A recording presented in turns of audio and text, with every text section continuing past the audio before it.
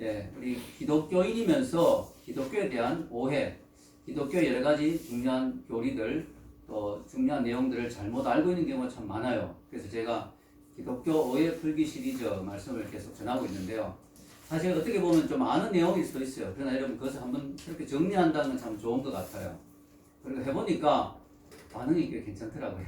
그래서 많이 힘이 났고, 오늘 10번째로 교회에 대한 오해를 합니다. 교회에 대한 오해. 바깥에 있는 사람들, 즉 불신자들이 교회에 대한 많은 오해를 하고 있죠. 근데 놀랍게도 기존 교인들 가운데도 교회에 대해서 잘못 이해하고 있는 경우가 참 많습니다. 그래서 오늘 이 시간에는 교회에 대한 오해 3가지를 여러분과 같이 한번 생각해 보기를 원합니다. 첫 번째 오해가 뭐냐? 교회는 건물이다 라고 하는 오해입니다. 교회는 건물이다. 교회가 건물이 아닌가? 이렇게 생각할 수 있겠지만 아닙니다. 네. 우리 펜 좀 여기 좀 필요한 별도 주시고. 그래서 여러분 교회가 딱 교회가 뭐냐라고 우리가 딱 이런 이미지가 십자가가 달려있는 건물을 생각하잖아요. 십자가가 달려있는 건물. 근데 그렇지 않습니다, 여러분. 교회가 뭐냐는 오늘 성경에 나와 있죠. 예, 교회는 건물이 아니고 믿는 사람들의 모임이다. 자, 여러분, 우리가 교회가 건물이고 장소라고 생각하는 그런 이유는 구약의 영향을 많이 받아서 그래요. 구약적인 그런 생각을 가지고 있기 때문입니다.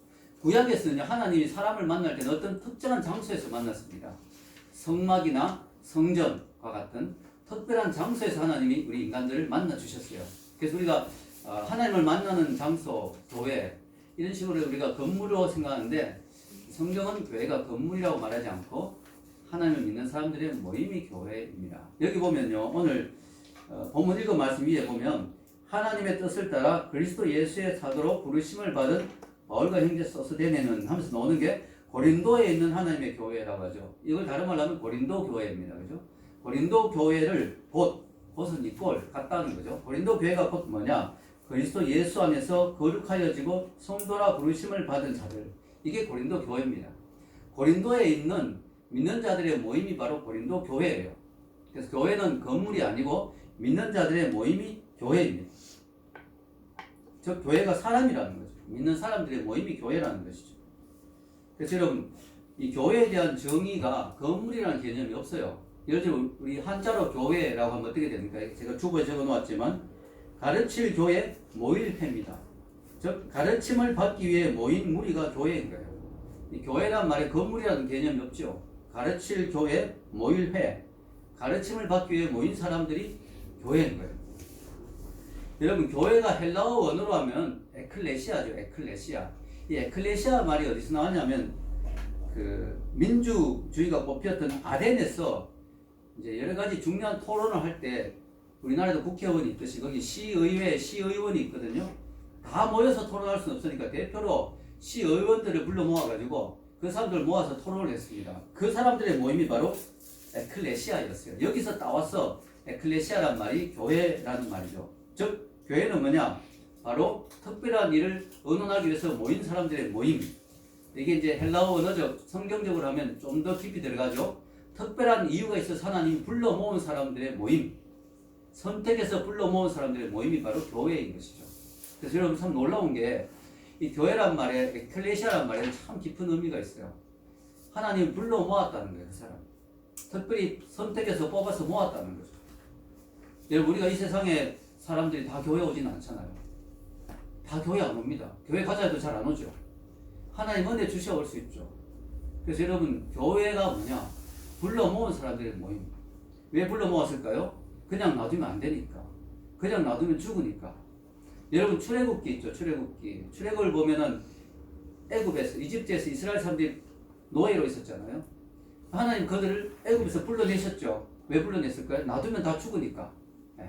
아이가 태어나면 강물에 집어 던지고, 예, 고역으로 시달리고 병들어 죽으니까 하나님이 불러내셨죠. 하나님 우리를 왜 세상에서 불러내서 교회로 불러 모았을까요? 세상이 그냥 놔두면 안 되니까. 세상과 함께 망하니까. 예, 세상이 언젠가는 심판받잖아요. 예, 믿지 않는 사람들은 언젠가 하나님의 심판이 있잖아요. 그래서 여러분, 우리를 살리기 위해서 불러내 주신 거예요. 이게 교회입니다. 자, 여러분, 여기에는 건물의 의미가 전혀 없어요. 예수님이 교회에 대한 정의라기보다 교회에 대한 설명을 이렇게 하셨는데요. 마태복음 16장 18절 보면 주보에 한번 읽어볼까요? 시작. 또 내가 내게 이르노니 너는 베드로라. 내가 이 반석 위에 내 교회를 세우리니 음부의 권세가 이기지 못하리라. 자, 여기 너는 베드로라 하고 내가 이 반석 위에 내 교회를 세운다. 이 반석은 베드로를 의미하는 게 아니고 베드로의 신앙 고백입니다. 베드로가 뭐라고 고백했느냐? 예수님이 제자들에게 너희는 나를 누구라고 하느냐? 하니까 베드로가 또 제일 낯서기 좋아하잖아요. 베드로가 또 제일 화끈하죠. 화끈하게 신앙 고백을 합니다. 주는 그리스도시요 살아계신 하나님의 아들입니다. 이렇게 예수님을 주님이라고 고백했어요. 또 하나님의 아들, 즉 하나님이라고 고백했어요. 이렇게 예수님이 베드로야 참 훌륭하다 하면서 이 신앙 고백 위에 교회를 세우겠다 라고 이야기하시는 거예요. 여기 건물의 의미가 없습니다. 오히려 어떤 의미가 있느냐? 예수님을 주라고 시인하고 고백하는 사람들의 그 모임 위에 교회를 세우겠다. 그들의 신앙 고백 위에 교회를 세우겠다 하는 것이죠. 그래서 여러분, 교회 안에 믿음의 고백이 없으면 그것은 교회가 아닙니다. 무슨 말인지 아시겠습니까? 십자가를 아무리 화려하게 달고 교회가 아무리 비싼 고급 건물에 모이더라도 거기 안에 예수님을 주님으로 고백하지 않는다면 그것은 교회가 아니에요. 여러분 통일교나 이런 데 가봐도 얼마나 교회 건물 화려합니까? 예, 이단들 교회 건물 멋진 것도 많습니다. 그런데 거기 예수님을 구주로 고백하지 않아요. 예수님을 주님으로 고백하지 않아요. 하나님 보시기에 그건 교회가 아닌 거예요. 또 기독교인이라고 모였는데 거기에 전혀 신앙 고백이 없고 믿음이 없고 그냥 자유주의 신학에 물들어서 오늘도 일요일날 거기 가서 우리 친구들 만나야지 하는 마음으로 온다면 하나님 보시기에 사교 클럽이지 교회가 아닌 거예요. 그러나 반대로 아무리 작은 모임이라도 아무리 보잘것없는 건물에서 모이더라도 거기에 예수님을 구주로 고백하는 신앙 고백이 분명하기 때문에 하나님은 그것을 보석같이 귀한 교회로 보신다는 거예요. 아멘? 그래서 바울도 이렇게 이야기하잖아요. 디모데전서 3장 15절 읽겠습니다. 만일 내가 지체하면 너로 하여금 하나님의 집에서 어떻게 행하여야 할지를 알게 하려 함이니 이 집은 살아계신 하나님의 교회요 진리의 기둥과 터니라. 아멘. 교회의 개념이 뭐냐? 살아계신 하나님의 교회의 집이다. 그리고 진리의 기둥과 터다. 즉 교회는 진리의 기초 위에 세워져서 그 진리를 드러내고 진리를 전파하는 일을 하는 게 교회라는 거예요. 그래서 진리가 없으면 교회가 아니죠. 진리가 뭡니까? 예수님 말했죠. 나는 길이요 진리요 생명이다. 아멘. 예수님이 진리예요. 예수님이 없으면, 예수님에 대한 신앙 고백이 없으면 아무리 화려해도 교회가 아니에요. 그래서 여러분, 하나님이 유럽 교회를 버리셨잖아요. 왜? 유럽 교회가 그렇게 멋지게 건물을 지어놓고 그 안에 자유주의 신학이 들어와서 예수님을 점점 안 믿게 된 거예요. 그래서 예수님을 인정하지 않게 된 거예요. 예수님을 하나님으로 인정하지 않는 거예요. 예수님을 구세주로 인정하지 않는 거예요. 그러니까 하나님이 그 교회를 버리신 거예요. 그 이상 하나님 없어요. 거기. 다 그렇진 않지만 많은 교회들이 텅텅 비어가는 거예요. 그러나 북한의 지하교회, 북한의 지하교회는요 얼마나 비참합니까? 교회 간판도 못 붙이고 크게 찬송도 못 부르고 정말 숨어서 예배 드리는 거죠. 그래도 거기에 하나님이 계시죠. 왜냐? 예수님을 구세주로 고백하니까. 어떤 사람은 지하교회라니까 지하실에서 모이는 줄 아는데 지하실에서 모일 수도 있지만 아닙니다. 지하교회의 의미는 숨어서 예배 드리는 교회. 북한에는 얼마나 많은 부분에서 숨어서 예배 드리는 교회가 많아요. 지금도. 얼마나 많은 교회들이 숨어서 눈물로 정말 목숨 걸고 예배 드리죠. 그리고 여러분 그 로마에 가면 카타쿰이라고 있습니다. 여러분 카타쿰이 뭐냐? 지하 공동 묘지예요. 거기에서 예배를 드리는 거예요. 지금 드리고 있는 게 아니고 과거에 그 로마 시대 아주 핍박이 심했을 때 예수님을 구세주로 고백하면 잡혀 죽거든요. 그러니까 사람들이 어떻게 하냐? 차라리 햇볕 안 보고 살겠다. 그래가지고 카타콤에 들어가서 거기서 평생 예배 드리면서 그냥 사는 거예요. 한 번씩 몰래 밤에 나와서 뭐 음식물은 사가 들어오겠죠. 그러나 어쨌든 거기에 미로처럼 막 구멍을 파서 거기서 숨어 사는 거예요. 제가 로마에 갔을 때 카타콤을 가보았습니다. 아 진짜 눈물 나더라고요. 거기서 하루 이틀이 아니고 몇백 년을 산 거예요. 아이를 놓고 거기서 햇볕을 안 보면서. 도대체 복음이 무엇이길래, 진리가 무엇이길래, 예수님이 무엇이길래 햇볕 보는 것 포기하고 사느냐. 그들의 신앙 고백은 이거죠.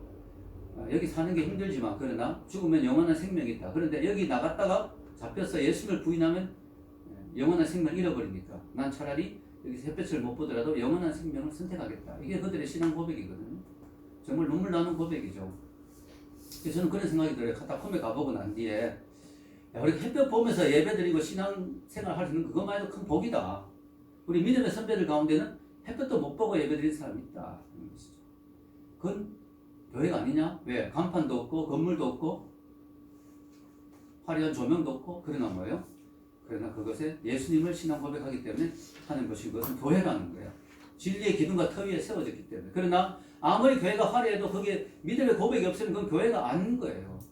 우리가 그것을 기억해야 됩니다. 그래서 여러분 오늘 기독교에 대한 오해 첫 번째, 교회는 건물이다 라고 하는 오해가 잘못된 오해다. 교회는 믿는 사람들의 모임이다.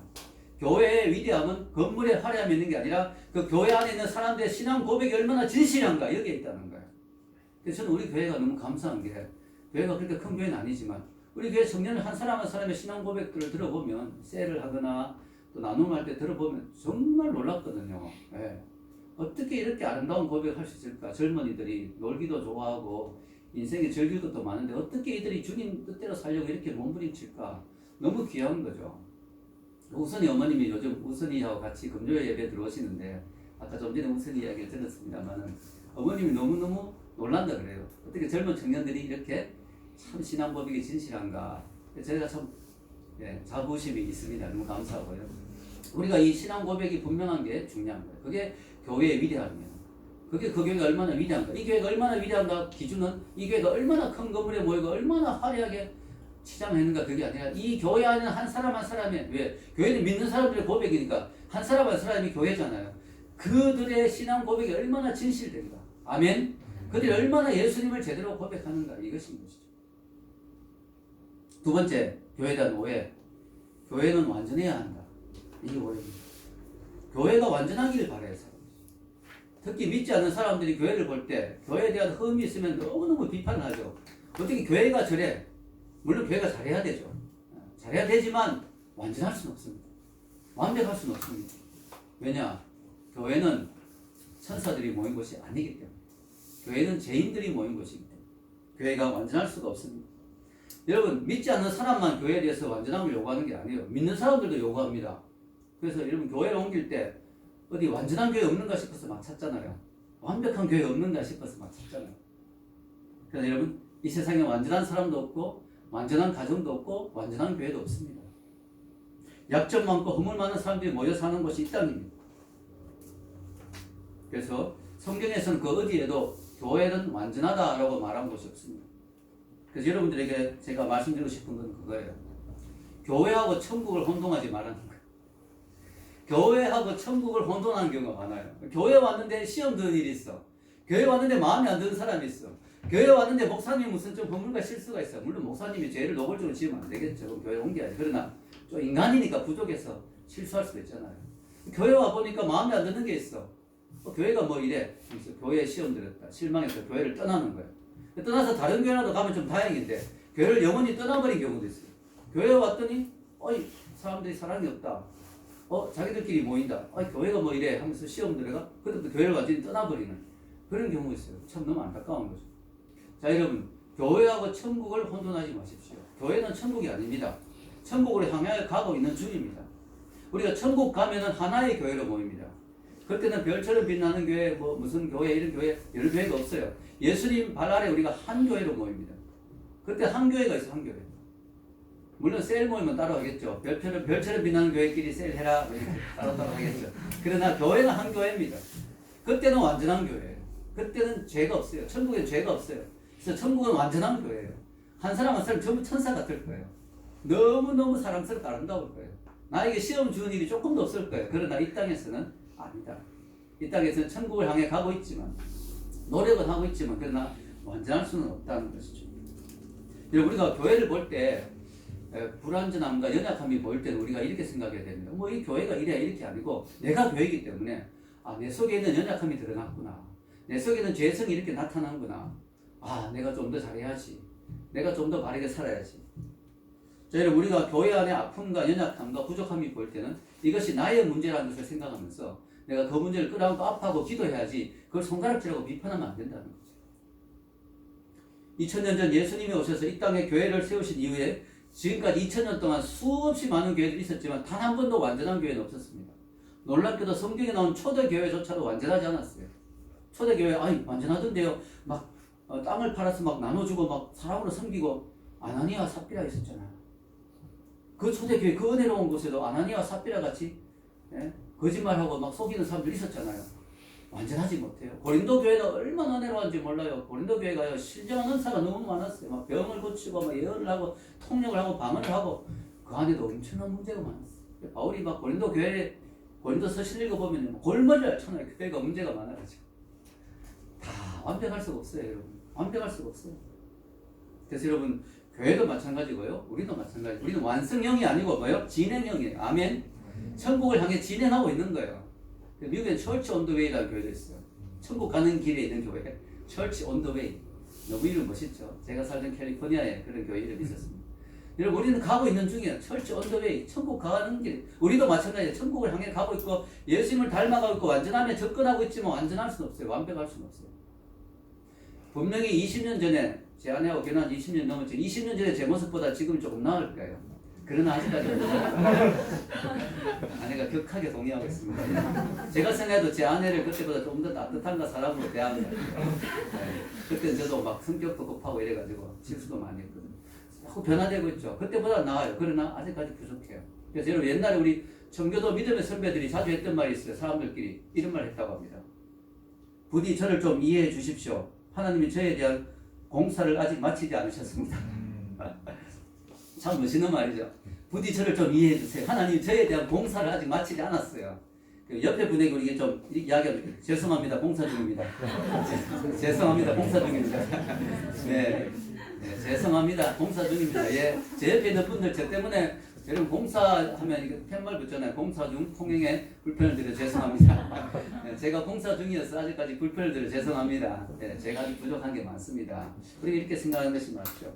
자 여러분 예수님이 분명히 말씀했죠. 이 말씀 여러분 꼭 기억하십시오. 분명히 이렇게 말씀합니다. 예수님이 마태복음 9장 12절에 13절 읽겠습니다. 시작. 예수께서 들으시고 이르시되 건강한 자에게는 의사가 쓸데없고 병든 자에게라 쓸데있느니라. 너희는 가서 내가 긍휼을 원하고 제사를 원하지 아니하노라 하신 뜻이 무엇인지 배우라. 나는 의인을 부르러 온 것이 아니요 죄인을 부르러 왔노라 하시니라. 아멘. 분명히 말했습니다. 예수님이. 건강한 자에게는 의사가 필요 없다. 나는 병든 자를 위해서 왔다. 나는 의인을 부르러 온 게 아니라 죄인을 부르러 왔다. 죄인을 불렀으니까 교회 안에 의인이 있는 거예요? 죄인이 있는 거예요? 죄인들이 모여 있는 거죠. 예수님의 피로 우리가 의롭게 되고 구원받지만 그러나 인간적으로는 죄인이 모인 것이죠. 그래서 여러분 교회 안에는 죄인이 모였기 때문에 뭐예요? 문제가 많은 거죠. 변화되는 것이 중요하지만 시간이 필요한 거죠. 그래서 교회는 병원하고 비슷해요. 병원 와서 우리가 치료받기 위해서 온 거예요. 치료받기 위해서. 자동차로 비유하면요. 많은 사람들이 교회에 대한 이미지가 뭐예요? 교회 가면 천사들 많고 교회는 거룩하고 죄가 없고 문제가 없고 완벽해야지 교회라고 하면 완전해야지 이런 기대를 하잖아요. 그 마치 자동차로 치면 자동차 전시장에 가는 것 같은 거예요. 자동차 전시장 자동차 최상의 상태로 만들어 놓잖아요. 바짝바짝 빛나고 왜? 그래야 사람들이 사니까. 야, 이 자동차 너무 깨끗하고 멋있다. 너무 반짝반짝 빛난다. 좋다. 고급스럽다. 돈 주고 사잖아요. 그렇게 해서 자동차 전시장에 가면 자동차를 최상의 상태로 만들어 놓습니다. 그러나 교회는 자동차 전시장이 아니에요. 교회는 자동차 정비소예요. 자동차 정비소에 가면 자동차 수리하고 막 고치고 있잖아요. 기름때 묻어 있고 막 바퀴 막 뽑혀 있고 막 들어 올려져 있고 자동차 정비소와 같은 거예요. 사람들이 교회에 대한 기대감은 자동차 전시장으로 생각합니다. 그러나 성경적인 것은 뭐냐? 교회는 자동차 전시장이고 자동차 정비소다. 멋진 사람들이 막 뽐내면서 천사 같은 사람들이 서 있는 곳이 아니고 교회는 죄인이 와서 치료받고 회복되고 치유받는 곳이 교회다 하는 것이죠. 여러분 그래서 교회를 완전하기를 기대하면 실망할 수밖에 없어요. 그래서 교회 아픔이 있으면 우리가 기도해 줘야 되고 같이 노력하는 거죠. 계속해서 완전한 교회를 찾고 고르다 보면 그런 교회 절대로 만날 수 없어요. 스펄전 목사님인지 뭐 유명한 목사님에게 어떤 성도가 찾아왔다고 해요. 젊은 청년이 와서 목사님 제가 이 동네에서 교회를 찾고 있는데 혹시 완전한 교회 있으면 좀 하나 소개해 주세요. 어디 완벽한 교회 하나 있으면 좀 소개해 주세요 하니까 그 목사님이 이렇게 대답했다고 합니다. 글쎄요 그런 교회가 있을까요? 그러나 제가 하나 충고를 하고 싶은데요. 혹시 그런 교회를 발견하면 그 교회는 꼭 다니지 마십시오. 왜냐하면 자네가 그 교회에 들어가면 그 교회가 그때부터 완전해지지 못할 거니까. 이렇게 부족한 사람이 들어가면 또 문제가 생기는 거죠. 우리가 교회는 믿는 사람들의 모임입니다. 그래서 교회가 문제가 있다면 내가 문제가 있는 것이죠. 그래서 여러분 우리가 교회가 잘해야지, 교회가 왜 이래 이렇게 하기보다 내가 잘해버리면 뭐예요? 이 교회에 속해 있는 한 사람 한 사람이 바로 쓰고 잘하면 이 교회 전체가 완전하면 좀 더 접근하겠죠. 내가 교회니까, 내가 교회를 이루는 사람이니까 내 한 사람 한 사람이 바로 서게 되면 어떻게 돼요? 이 교회가 좀 더 완전하면 나갈 수 있겠죠. 그게 교회 완전화가는 방법이에요. 교회는 예수님의 신부라고 그랬잖아요. 예수님이 어떻게 이야기했어요? 성경에 바울이 예수님이 물로 씻어 교회를 허먹고 주름먹게 해서 세운다. 너무 멋있잖아요. 예수님이 교회인데 완벽한 신부를 구하는 게 아니라 신부를 만들어 나가는 거예요. 신부를 제가 있으면 씻어주고 다듬어주고 예쁘게 빚어주고 그래서 신부로 예수님의 신부로 만들어가는 거죠. 예수님은 멋있는 신앙인 것 같아요. 신부에게 완벽을 요구하지 않는 거죠. 자 여러분 세 번째 오해, 교회에 대한 세 번째 오해는 뭐냐? 교회 일은 성직자가 하는 것이다. 이게 교회에 대한 오해입니다. 그래서 교회 일을 어떻게 평신도가 해? 평신도는 그냥 교회에 왔다 갔다 하는 거고 일은 성직자가 하는 거야. 이렇게 생각합니다. 그래서 평신도는 성경도 잘 모르고 또 교회 모르니까 전문적으로 신학을 하신 목사님이나 전사님이 교회를 하는 것이고 교인들은 교회를 하면 안 돼. 그건 위험한 거야. 그건 아니야. 이렇게 이야기하는 사람들이 많습니다. 이게 아주 잘못된 생각이죠. 제가 미국에서 유학을 가서 공부를 하면서 박사과정에서 그 평신도 리더십에 대한 논문을 썼거든요. 그때 제가 이제 성경을 공부하고 원어를 공부하고 이렇게 또 책을 수백 권 읽으면서 너무너무 놀란 사실이 있어요. 뭔지 아세요? 성경에는 평신도란 말이 없어요. 우리가 보통 평신도네. 평신도가 뭘 한다고 이렇게 하잖아요. 근데 성경에는 평신도란 말이 없어요. 그 영어로 레아티잖아요. 평신도 레아티. 그게 이제 성경에 라오스에서 나온 말인데 라오스란 말이 이류 계급의 2등 열등한 신자라는 의미가 아니고 하나님의 백성이라는 의미예요. 그런데 평신도라고 우리가 보통 쓰는 그 개념이 성경에서 하나님의 백성이라는 개념이지 이류 신자라는 개념이 아닙니다. 너무너무 놀랍죠. 성경에는 넌 평신도야. 평신도가 뭘 한다고 그래. 이런 개념이 없다는 거예요. 물론 하나님이 교회에서 리더십을 인정합니다. 지도자를 세웠다고 이야기하거든요. 그래서 교회에서 지도자가 필요하고 리더십을 인정해요. 그러나 교회 사역을 평신도니까 못해. 평신도 사역에 하면 안 돼. 이런 개념이 없다는 거죠. 자, 이런 개념이 어디서 나왔느냐? 교회는 목회자가 있고, 목회자 그룹이 있고, 평신도 그룹이 있고, 교회를 둘러 나누는 그리스도 몸이 하나인데, 그걸 둘러 나누는 개념이 어디서 나왔느냐? 카톨릭에서 나왔어요.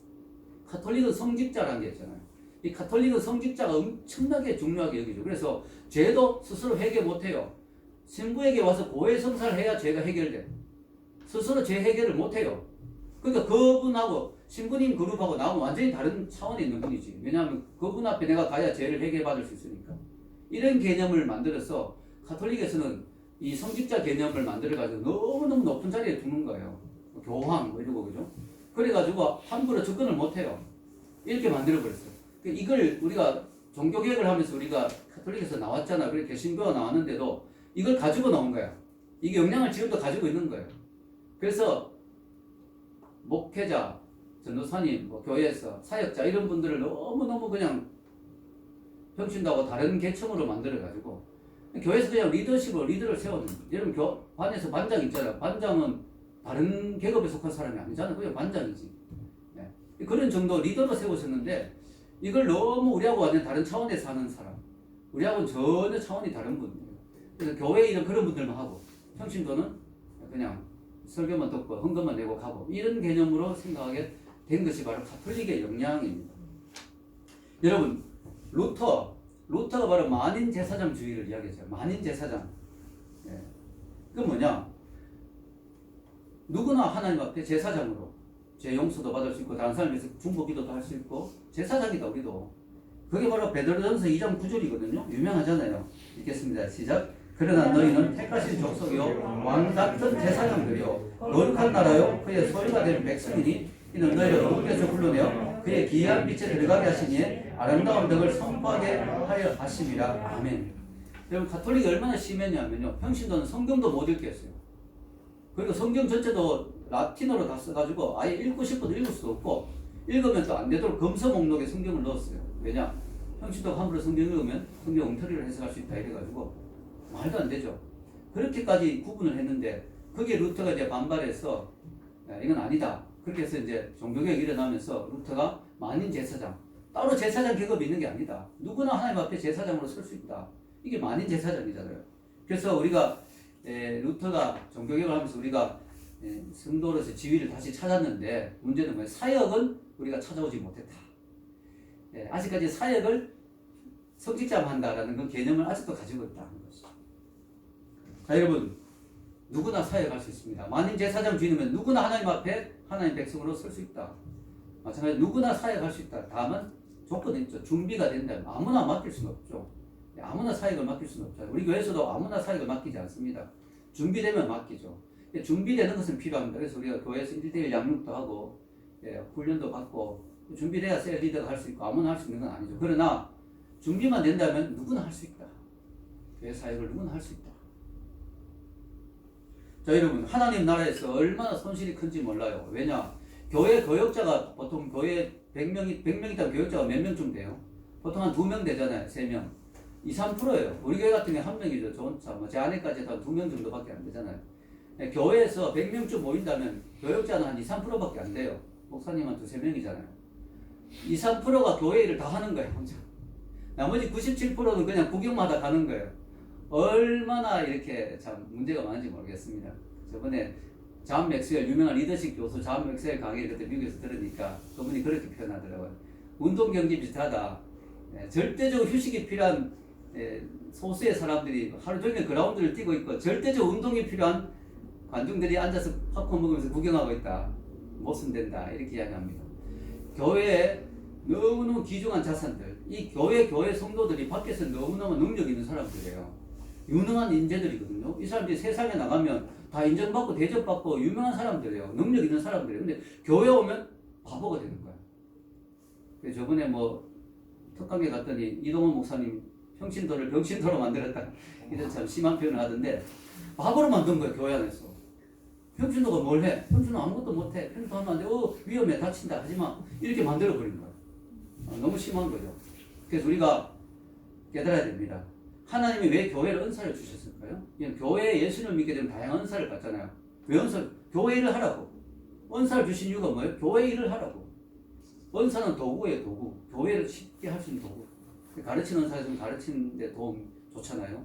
또 섬기는 은사가 있으면 섬기는 데 좋고, 긍휼 은사가 있으면 다른 사람의 아픔을 참여할 수 있고, 중보 기도 은사가 있으면 중보 기도를 할 수 있고, 은사를 주신 이유는 뭘까요? 교회 일을 하라고. 그래서 은사를 주신 거예요. 은사를 주신 이유가 바로 거기 있는데, 사람들이 은사를 받아놓고도 교회 일을 안 하는 거예요. 교회는 성도가 하는 게 아니고 전문 사역자가 하는 거다. 이런 개념이에요. 그래서 엘튼 트루벌 루드라는 분이 이런 말을 했죠. 미국에서 이분의 그 책을 읽으면서 참 많이 와닿아서 제가 교회에서 자주 이야기했는데요. 이분이 하신 말씀을 참 좋더라고요. 이 말이. 16세기 종교개혁이 루터가 한 종교개혁이죠. 16세기 종교개혁이 성직자의 손에서 성경을 빼앗아 평신도에게 돌려주는 것이라면 이제 21세기 종교개혁은 성직자의 손에서 사역을 되찾아 평신도에게 돌려주는 것이다. 여러분이 교회에 와서 주님의 몸으로, 여러분 지체잖아요. 지체가 다 각각기 맡은 역할이 있잖아요. 지체가 손이 하는 일, 발이 하는 일 다 있잖아요. 여러분이 교회에서 열심히 주님의 일을 하면 얼마나 교회가 건강하겠습니까? 얼마나 교회가 활기차겠습니까? 자, 여기서 그러면 한 가지 의문이 생기죠. 목사님 말씀은 잘 알겠는데요. 평신도 사역 중요하고 평신도가 교회 일을 다 할 수 있고 참 귀하고 너무 좋은데 그 목사님은 왜 있어요? 제가 어떤 미국에서 그 기독교 잡지를 봤는데 거기 만화 그런 게 있더라고요. 장로님이 목사님 손하고 악수하는 거예요. 목사님의 평신도 사역이 효과적으로 되어서 이제 더 이상 저희들이 목사님 필요 없습니다. 악수하는, 목사님 떠나보내는 그런 무수개 만화를 봤는데요.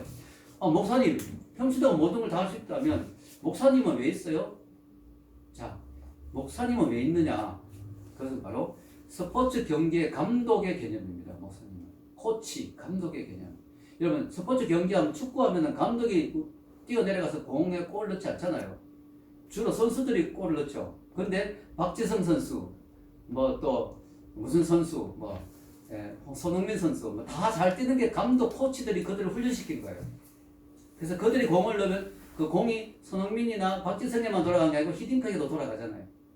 히딩크는 발로 공을 한 번도 안 넣었는데, 야, 히딩크가 훈련 잘 시켰구나. 히딩크가 얼마나 높아졌습니까? 우리나라에서. 그죠? 선수도 훈련 잘 시켰어요. 목사를 하나님 세우신 이유는 교회 사역을 직접 다 하라고 하는 게 아니라, 물론 가르치는 사역은 목회자가 주로 하죠. 가르치는 은사가 있고 또 하나님 그 쪽으로 훈련을 시켜서 준비가 돼 있으니까.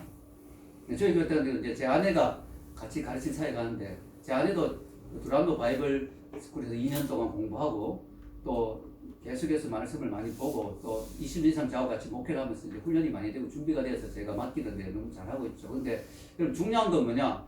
목회자나 이 사역자를 세우신 이유는 말씀을 가지고 교인들을 훈련시키라는 거예요. 가르치라는 거예요. 그래서 그들이 뭐예요? 준비가 돼서 사역을 잘할 수 있도록 도와주라는 거죠. 그 일을 위해서 교회에서 코치의 개념으로 목회자를 세운 거예요. 아멘? 이게 성경 에베소서 4장 11절 12절 나오잖아요.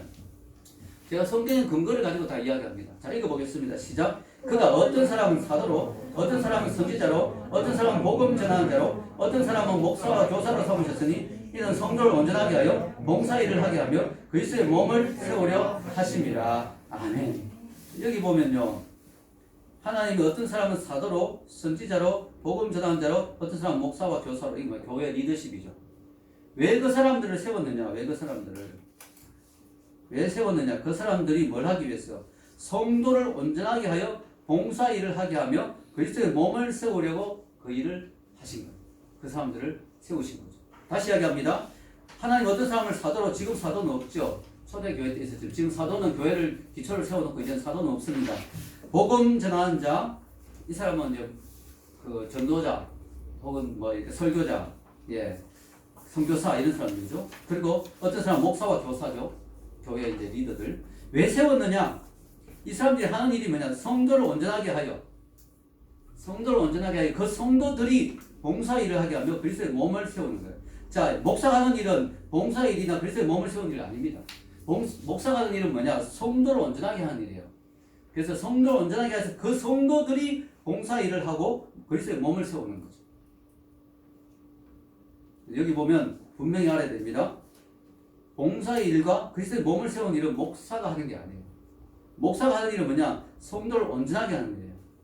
이 온전하게 한다는 말이 뭐냐면요, 이 병원에서 이 용어를 쓰면 헬라어 당시에 팔다리를 부러졌는데 바로 이렇게 깁스 같은 게 바로 세우는 거, 그게 온전하게 한다는 의미입니다. 혹은 이 거물 같은 거죠. 구멍이 나고 있는 거 수선하는 거. 혹은 영어로 이키핑인데요. 이키핑. 구비하다, 갖추다. 예, 그래서 이제 잘 준비시키다 이런 뜻이죠. 그래서 목사가 하는 일이 뭐냐? 교회의 성도들, 그들을 붙들어서 잘 훈련시키고 준비시키고 가르쳐서 그들이 교회에서 봉사일을 잘 할 수 있도록, 또 그리스도의 몸을 잘 세워나가도록, 그걸 하도록 도와주는 것이 목사가 하는 일이라는 거예요. 아멘? 네, 이걸 여러분 분명히 성경적입니다. 그게. 그래서 목사가 혼자 봉사일을 하고 혼자 그리스도의 몸을 세우는 게 아니에요. 할 수도 없어요. 왜냐하면 우리 교회는 좀 작지만 교회가 한 100명만 넘어도 목사님 혼자 어떻게 다 합니까? 할 수가 없어요. 목사는 리더들을 키우고 훈련시키는 거죠. 그 리더들이 다른 사람도 훈련시키고, 그래서 1대1 양육하고, 그래서 그들이 온전하게 쓰면 그들이 주님의 일을 마음껏 할 수 있는 거죠. 그래서 여러분, 우리가요, 이 혁명적인 전환, 발상의 전환, 사고방식의 전환, 코펠리스쿠스적인 전환을 해야 됩니다. 저도 이걸 깨닫고 너무너무 놀랐어요. 미국에서 공부하면서 이걸 깨닫고 너무너무 놀랐어요. 야, 지금까지 내가 어떻게 생각하냐면 교회 일은 목사님이 하는 거다. 그래서 목사님 교회 일 하는데 힘드시죠? 저희들이 좀 도와드릴게요 하는 개념이었는데, 성경적인 개념은 뭐냐? 교회 일은 성도들이 하는 거예요. 목사님은 성도들이 교회 일을 하는데 힘드니까 잘할 수 있도록 도와주는 거예요. 목사가. 교회 일 하는데 준비 안 되니까 힘들지. 내가 준비시켜 줄게. 온전하게 만들어 줄게. 너희들 구비시켜 줄게. 훈련시켜 줄게. 이게 목사가 하는 일이에요. 그래서 여러분 절대로 그렇게 생각하면 안 됩니다. 아, 별처럼 빛나는 게 목사님하고 사모님이 교회를 해야 되는데 힘드시니까 우리가 조금 돕는 거야. 이게 아니고, 성경적인 거는 교회 성도들이 그리스도의 몸이 열심히 하는데 잘하도록, 효과적으로 잘하도록 나하고 제 아내하고 여러분들 훈련시켜주고 세워주는 거. 이게 우리가 하는 거예요. 여러분이 교회 일을 해야 되는 게 여러분의 사명인데 잘하도록 우리가 도와주는 거예요. 이게 하나님이 우리 목회자를 세우신 이유예요. 아멘? 이걸 여러분 분명히 알아야 됩니다. 그래서 여러분 이게 잘못되니까 교회에서 교회 조금 하면서 목사님이 조금 도와주면서, 아니 목사님 원래 다 해야 되는데 내가 도와준 게 어딥니까? 이렇게 생각하고, 그죠? 왜 내가 안 알아줘요? 이렇게 생각하고, 그죠? 이런 경우 많은데 그게 아니고 우리가 원래 해야 될 일이에요. 우리 성도들이 원래 해야 되는 일인데 잘하도록 하나님 리더를 세우신 거죠. 그렇게 될 때 교회가 얼마나 건강하겠습니까? 교인들 70% 80%가 교회 일에 자기들 은사대로 교회를 섬기면요, 교회가 얼마나 건강합니까? 저희 교회도 보면 50% 이상은 교회를 헌신해서 섬기거든요. 그 정도면 돼도 교회가 상당히 건강해요. 보통 교회들은 한 20%거든요. 한 20%가 헌신하는 교인만 헌신하죠. 죽어나죠. 왜냐하면 교회 열심히 하니까 야 성가대도 해, 야 주일학교 반사도 해. 왜냐하면 교회 뭐 눈에 띄는 사람 그 사람밖에 없으니까 다 예배 말씀 다 가버리니까 헌신하는 사람은 헌신해가지고 진짜 죽어나는 거예요. 그건 정말 건강하지 않죠. 같이 다 하는 거예요. 같이. 아멘. 자, 결론을 내리겠습니다. 오늘 저는 교회에 대한 3가지 오해를 말씀드렸습니다. 첫 번째 오해는 교회는 건물이라고 하는 오해입니다. 교회는 건물이 아닙니다. 교회는 뭐냐? 예배당입니다. 건물은 예배당입니다. 그래서 우리 믿음의 선배들은 교회를 보고 교회라고 안 했고 예배당이라고 했어요. 예배당의 뜻이면 예배드린 장소. 그래서 여기 이 장소는 예배당이지 교회는 건물이 아니에요. 예배당은 옮길 수 있잖아요. 이 교회가 부흥되면 더 넓은 데로 갈 수 있죠. 이 교회는 건물이 아니다는 거죠. 예수님을 구세주로 고백하는 사람들의 모임이 교회이다. 이 장소는 교회가 아니고 예배당일 뿐이다. 그냥 예배드린 장소일 뿐이다. 두 번째 오해는 교회는 완전한 곳이어야 된다는 오해입니다. 아주 잘못했죠. 교회는 완전한 곳이 아니고 완전한 곳이 될 수도 없죠. 여러분 한번 생각해 보십시오. 우리가 완전한 존재라면 교회 올 필요도 없죠. 우리가 완전한데 교회 왜 와? 우리 스스로 완전한데 우리가 부족하니까 불완전하니까 교회 온 거죠. 우리가 병들었으니까 의사가 필요한 거죠. 우리가 죄인이니까 구세주가 필요한 거죠. 아멘. 네. 여러분 교회는 완벽한 공동체가 아닙니다. 그러나 완전을 추구해 나가는 단계에 있죠. 그러나 여러분 소망이 있죠. 왜냐? 우리가 천국 가면 완전한 사람이 될 거니까 완전을 향해서 나가고 있으니까 소망이 있는 거죠. 우리의 불완전함에도 불구하고 우리 교회 안에 문제가 있는 것에도 불구하고 우리는 소망이 있죠. 점점 나아지니까. 그리고 완전한 자리에 우리가 갈 거니까 소망이 있는 거죠. 마지막 3번째 오해는 교회 일은 오직 성직자만 한다는 오해. 아니죠. 성직자와 평신도의 구분이 없습니다. 만인 제사장입니다. 그래서 우리가 내게 주신 은사가 무엇인지 생각하면서 이걸 가지고 주님의 몸된 교회를 어떻게 섬겨야 될지를 고민하면 좋을 것 같습니다. 네, 같이 기도하겠습니다.